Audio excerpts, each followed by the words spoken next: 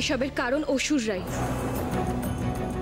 অসুরগণ বারবার দেবলোক আক্রমণ করেছে, স্বর্গ লাভ করার চেষ্টা করেছে। সন্ধির শর্ত ভুলে হিংসায় মত্ত হয়েছে তারা। অসুরও বাধ্য হয়েছে এই পদক্ষেপ গ্রহণ করতে। সব সময় তারা বঞ্চিত থেকে গেছে, তাদের অমৃতের ভাগ দেওয়া হয়নি। এবং নারায়ণ আমাদের অসুররাজ বলিকে অন্যায়ভাবে দমন করেছেন।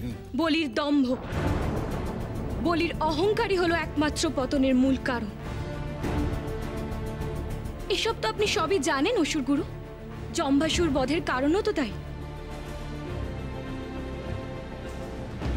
আর দেবরাজ ইন্দ্রের দম্ভ, সেটা বুঝি আপনাদের চোখে পড়ে না?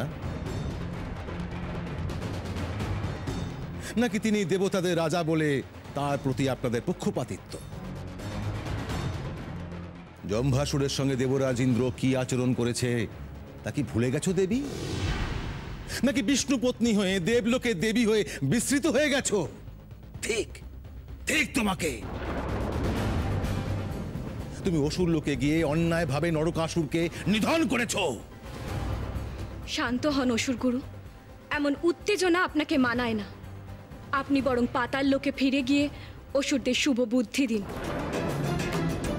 তাতেই এ বিশ্বে শান্তি প্রতিষ্ঠিত হবে। কোনো শান্তি চাই না আমরা, কোনো শান্তি চাই না। স্বর্গের কোনো দেব দেবীকে আমরা বিশ্বাস করি না। এবার আমরা নরকাসুর বধের প্রতিশোধ নেব। আমি অসুর গুরু ভার্গব শুক্রাচার্য, আমি দেবী মহালক্ষ্মীকে তার ছলনার জন্য তাকে শাস্তি দান করছি।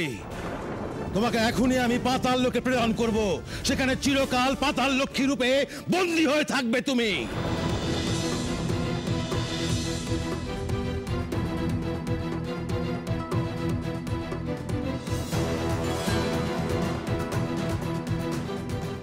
অসুর গুরু শুক্রাচার্য, আমরা এখন আদিশক্তির পিঠে পুজো দিতে যাচ্ছি। এখন আমি কোনো সংঘাতে যেতে চাই না।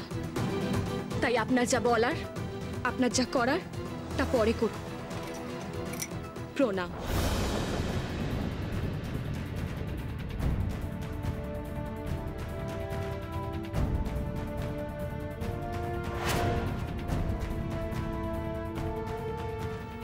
যাক, বিপদ কেটেছে এ যাত্রায়।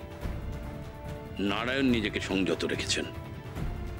এ সময় সংঘাত ঘটলে আদিশক্তির পূজা সংঘটিত হতো না।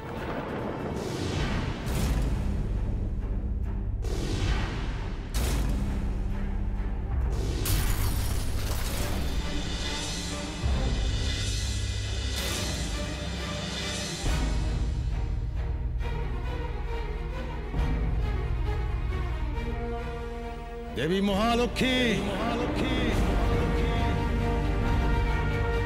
এবার দেখি আমায় এড়িয়ে তোমরা কেমন করে যেতে পারো।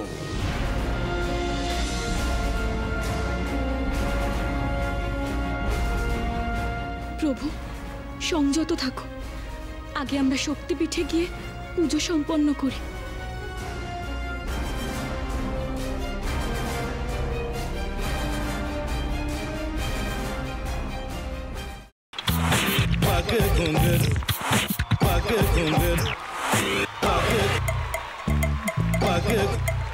sa sa sa ga ga re re sa ni ni ni sa sa sa ga ga ga pa pa ma ma ga re re ga ga ga pa ni sa ma pa ni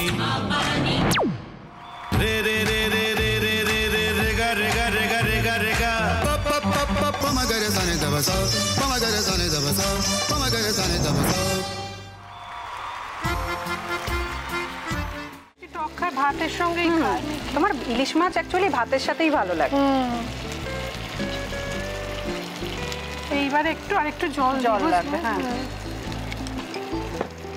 সর্ষে বাটা দিলে তো। তুমি বাজার করেছো কখনো? বাজার করেছি কখনো না, বাজারটা আমিই করি। কোথায় বাজার করো? আমাদের, হ্যাঁ, আমি বেলঘড়িয়া, মানে আমি খুব খাদ্য রসিক, সত্যি বড়। হ্যাঁ, মানে ধরো শনি রোববার হলেই আমার মনটা চুপচুপ করে। হ্যাঁ, দেখো ঠিক হচ্ছে কিনা, তারপর বলো।